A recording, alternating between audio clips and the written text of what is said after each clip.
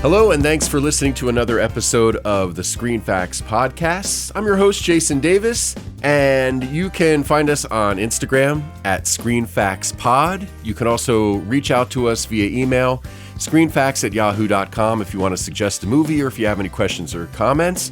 Also, please visit jasondavisvoice.com/podcast for information about all the different places you can stream this. And if you want to make a donation to help support the show, or if you'd like to buy Screen Facts merchandise, you can do that there as well. Well, joining me on today's episode is a good friend of mine who has done a lot of these with me.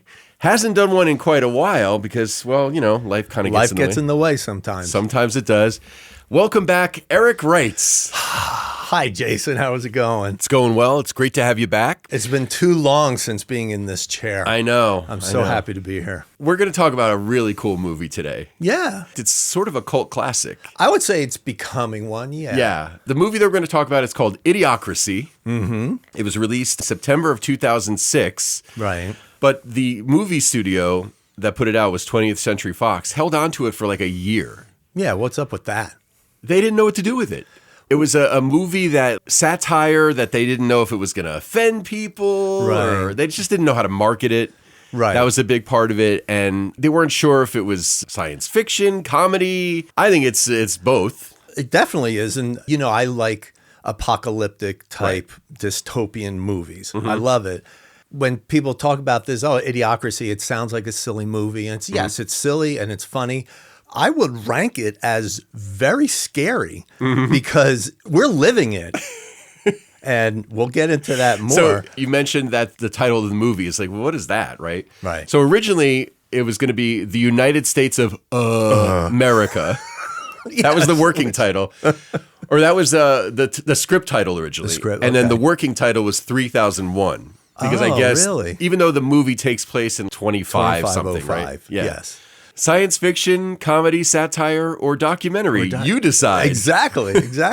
Well, I just love the whole where Mike Judge, who's the writer and director, who did Beavis and Butthead and Office Space. And also a great show on HBO called Silicon Valley. If you've never seen that, I highly recommend that as well. Yeah. He's great at doing satire. Oh my gosh, absolutely. King of the Hill. And I like, yeah.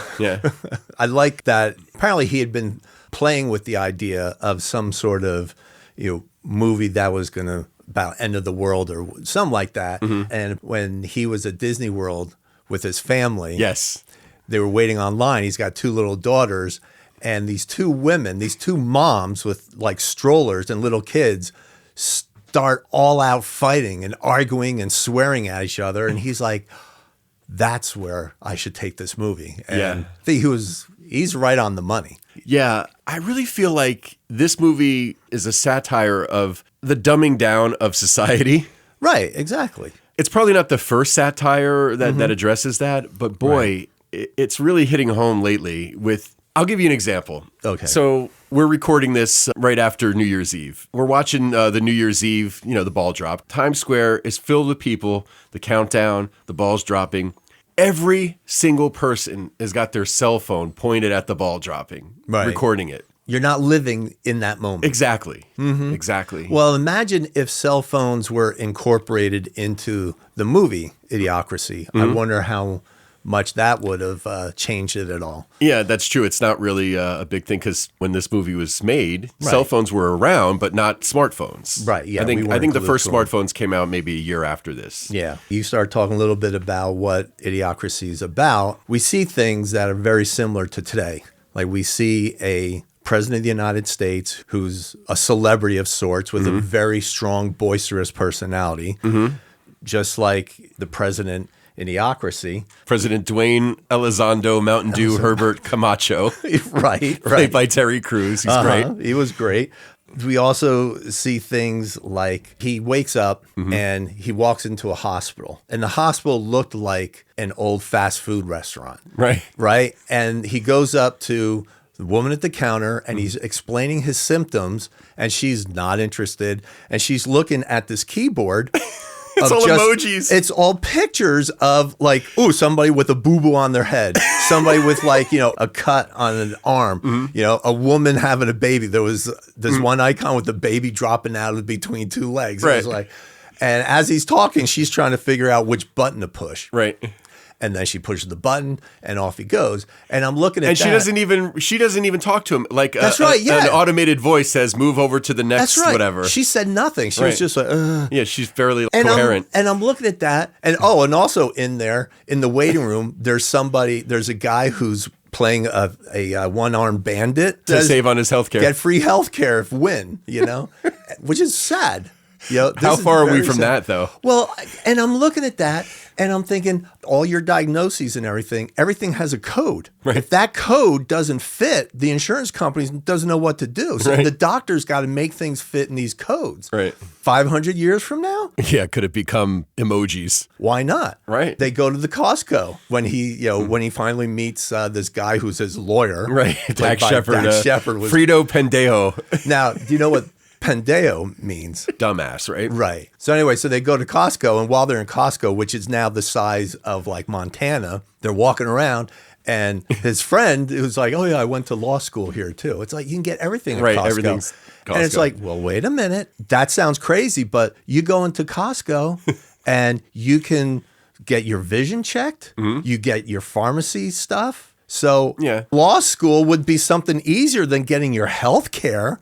I don't think there's anything wrong with those kind of places like BJ's or Costco or Sam's Club or whatever warehouse shopping you have near you offering that kind of service as well. I love the beginning of this movie when they show the couple who's, very, very high IQ and really affluent. They're trying to plan when they're going to have a kid because it's not the right time. It's this, it's that, it's whatever. And then they're showing another guy who's, let's say, less affluent. The family tree just keeps growing with all these different people. Right. And it's really fun. Because he's just the guy who they build the whole tree on. Right. The guy, he's just going around impregnating all these women. And they're like, at just one planting point, a seed everywhere. Like, he's just going all over the place. There's no thought about it. And I don't want to say that this is about people becoming stupid. Right. I think it's more of people becoming less informed, less willing to read and analyze and actually put thought into stuff. Well, especially now with AI becoming more and more popular. Right. And it's so much easier to have a computer look up stuff rather than you do your due diligence about a particular subject. One of the things that I read recently that was very scary was professors in a lot of our higher institutions of education are finding that their students complain about the workload. And the professors are saying, I've been giving out the same amount of work for dozens of years. And now, and I'm sure part of it has to do with, the COVID and what kids had to deal with, doing high school and COVID and all that. You certainly can empathize. Yeah. But that's scary. Yeah. That this is the same workload that we've had. And now all of a sudden, kids are having a problem with that. I think it's that because technology has made it so much easier to access information, it's definitely made us lazier as a society in general. Right. Yeah. It's the instant gratification that's part of taking your time, analyzing, reading, understanding something. There's something called Idiocracy hypothesis. Okay. Where there's a theory out there suggests that humans are losing intelligence due to a lack of natural selection, which is kind of this whole thing about the yuppie couple who you started saying kept putting it off because it wasn't the right time. Meanwhile, Cleavon has been out there dropping his seed all over the place, and he's got 400 descendants. Right. It's hilarious. Yeah. We started talking about the advertising and the marketing. One of the things I read, Mike Judge was talking about trying, I want to get like Starbucks. If we could take Starbucks and mess their name around because they had H&R Block. And remember, there was the red light district that our characters are walking through. And the red light district was all these companies that we know, but their names had been changed. Right. So you had H&R Block and Release. At one point in the movie, Luke Wilson's character, Joe Bowers, says, "Oh man, I could really use a Starbucks," because he was like groggy. Oh yes, right. And he and then his lawyer goes, "Oh, we don't have time for a hand job right now." Right, and we're like, "What the hell is that?" And then we see the scene. I thought, and also near the beginning was with the whole Fuddruckers thing, and talking about how over time, over the 500 years, things had changed where it went from like Fuddruckers to Bud Fluckers and all these other things. And now in 2505, it's Butt fuckers. So that speaks volumes. Yeah. Like where people barely are able to communicate in sentences in the movie. Right. You know, they're just like, Shut up. Yeah. Yeah. What was it doing? Why did it not make money on the release? Yeah, so they were under contract. They were under obligation to put it out in theaters. When they signed the contract for the movie, it wasn't a direct-to-video release. Okay. Like I said before, 20th Century Fox didn't know what to do with this. Mm-hmm. They had a problem with the way that it was putting brand names in there. Right. They thought that was going to be a problem. So, well, I think Mike Judge thought it was going to be a problem, like with the Starbucks. And the lawyer said, well, listen, if you get all these other companies to be okay with it, maybe Starbucks will too. And so, yeah, a lot of companies did lend their names. Was it Hardee's? Yeah, Hardee's. Would you like some big-ass fries? Big-ass fries. Yeah, they're just like... So it worked out that they were able to do that. But Walmart would not change. Mm-hmm. And Fox News did not change. But also, we're talking about, the limit of the release. This movie didn't really have a chance to find an audience. No. It didn't. Like literally 130 theaters for 1 week and then out. Right. And then right to video. And when it was in the theaters, some of the theaters were forced to promote it as Untitled Mike Judge Project. Right. Who's going to go see that? So even if you want to go see something, it's like Idiocracy sounds great. You couldn't find it. Yeah. I mean, I don't even remember how I found this. Yeah. Maybe I was reading about Mike Judge because, I was watching Silicon Valley at the time. Yeah. And they mentioned Idiocracy. And then I looked for it. And then when I found it, I was like, this movie's great. Yeah. And for a movie that's about the dumbing down of society, it's actually a pretty smart movie. It's spot on. I mean, it's ridiculous at times, but... Yeah. Well, let me ask you a question. Okay. If you were an executive at a movie studio, wouldn't you want to, come hell or high water, think of a way to advertise this so that it makes money? It's like they didn't want to make money on this. I think part of the problem is that when you have executives in almost any company, as soon as they have a situation where they have a hard time marketing or a hard time figuring out who's going to buy it or whatever, they're like, fuck it, let's move on to the next thing. Yeah, all right. That's my guess. Okay. So I just want to talk about a funny thing here. So Mike Judge appeared on the Joe Rogan Experience, and he talked about the limited budget that this movie had. And so the film's costume designer, needed to find something futuristic looking, but also inexpensive for the footwear. Oh, right. Yes. So they found at the time what was a small startup company, wasn't out in the world yet. And there are these horrible plastic shoes with holes in them, They look stupid. And I'm quoting. Okay. We could save a lot of money, just put everybody in these things. And, and Judge was like, well, what if by the time the movie comes out, what if everyone's like wearing these things? And the costume designer was like, oh no, they're never going to become popular. Right. No one's ever going to want to wear these things. They're horrible. And then it turns out that they were wrong because the shoes we're talking about, are Crocs. Crocs. Everybody wears Crocs. Which I don't get. I don't either. I tried a pair on. I didn't like it. It was falling off my feet. Yeah, maybe they're super comfortable, but they're ugly and I don't want to wear them personally. But that's just me. But there you go. But it's just funny to think that what was meant to be a joke in the movie is now mainstream. Became a big thing.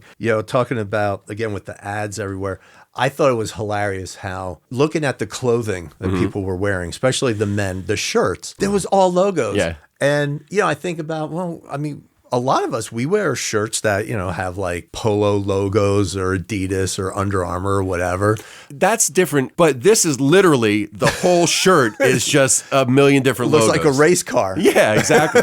Exactly. When we go back to not marketing the movie, one thing they did after the movie was out, Brondo, that was the big thing in the movie. It was, a drink with electrolytes. It's what the body craves. It's what plants crave. That's right. Which was another big plot. Anyway, well, they put together Brondo and they actually sold a limited supply of Brondo sports drink or energy drink or whatever. Why wouldn't you do that as part of your marketing? I just don't understand why they missed the boat. They didn't have the stars go out and talk about the movie. Again, I think that the studio just gave up on it. They said, look, we're obligated to put this out in theaters. We'll do it for 1 week, very limited release. There's nothing that says we have to put it out there broadly. Right.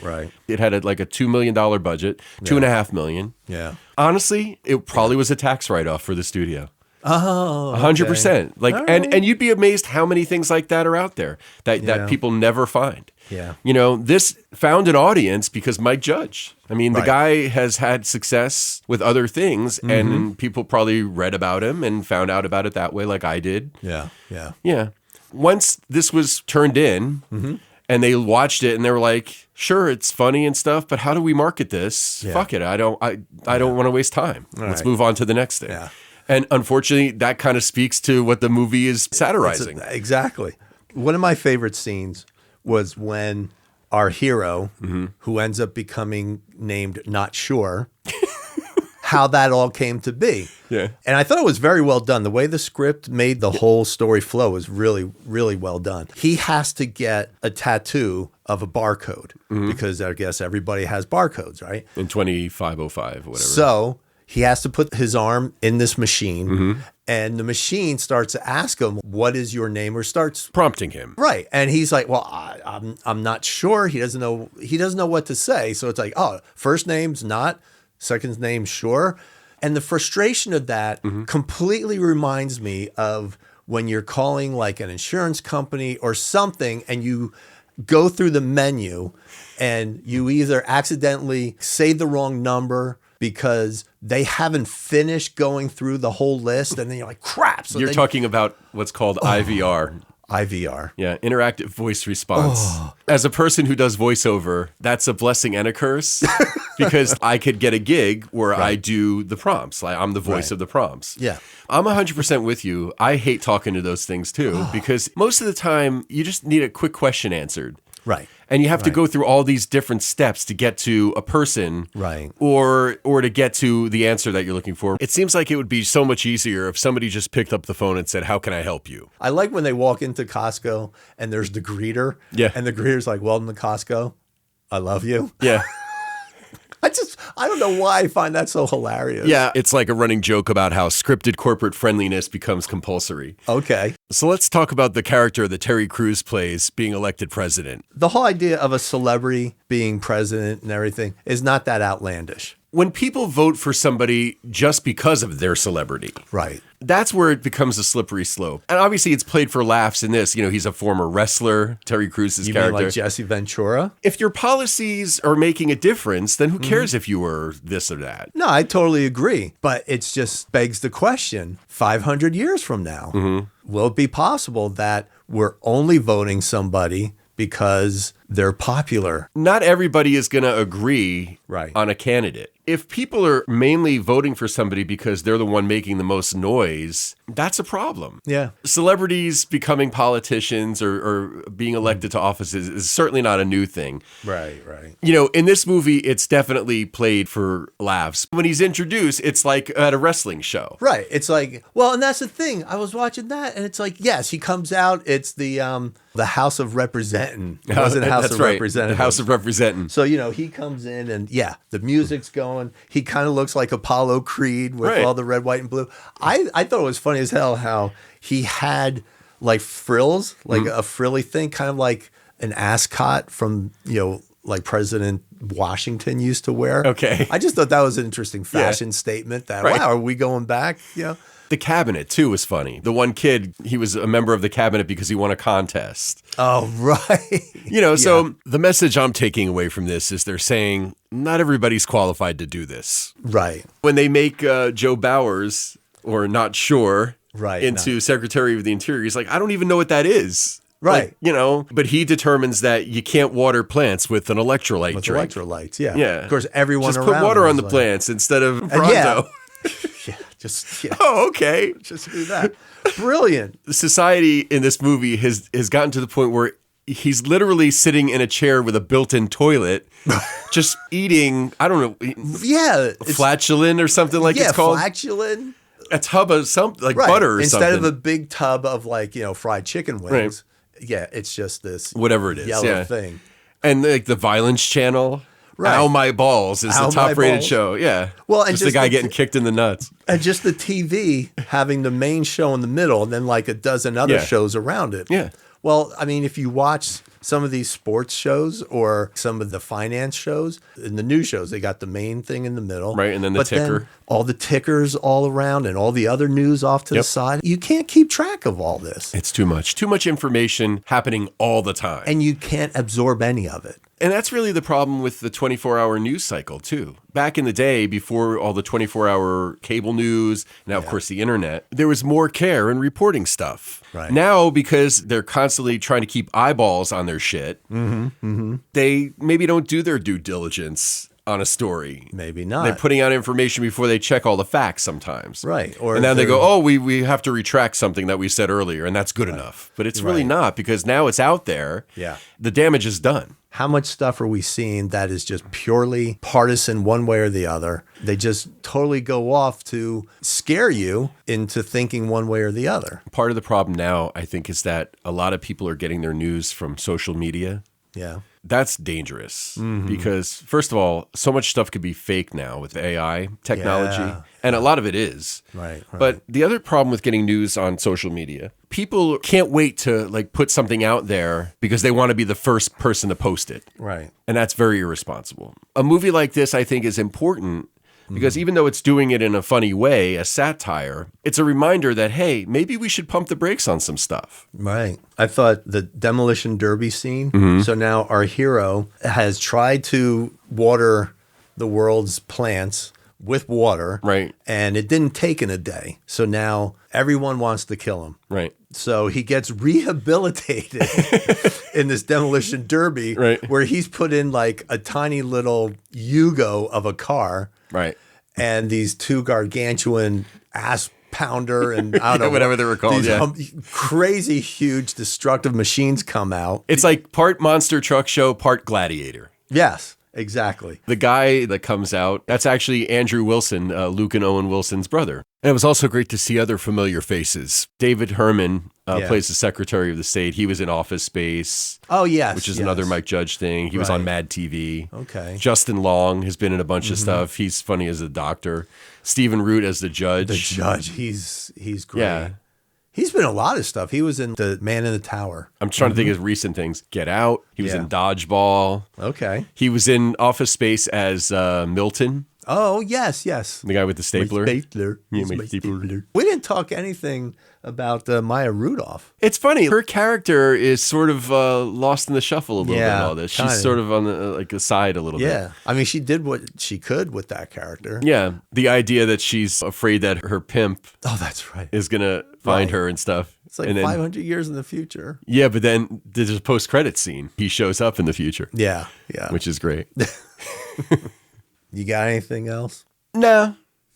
I think we've covered pretty much everything. This is a great satire, and it is scary to think that 500 years from now, are we going to kind of do a full circle back to caveman days? Let's hope not. Let's hope not. Let's hope we wise up. Yeah. Bottom line, I think if we all lean into humanity a little bit more, we'll be better off. We'll leave it at that. Okay. We appreciate you listening. Happy New Year to you. And again, if you want to contact us, you can reach out via email, screenfacts@yahoo.com. You can also find us on Instagram @screenfactspod. Please follow us there. And you can visit us, jasondavisvoice.com/podcast. If you want to donate to support the show, if you want to buy merchandise, you can do that there as well. Thanks for listening, and we'll see you next time.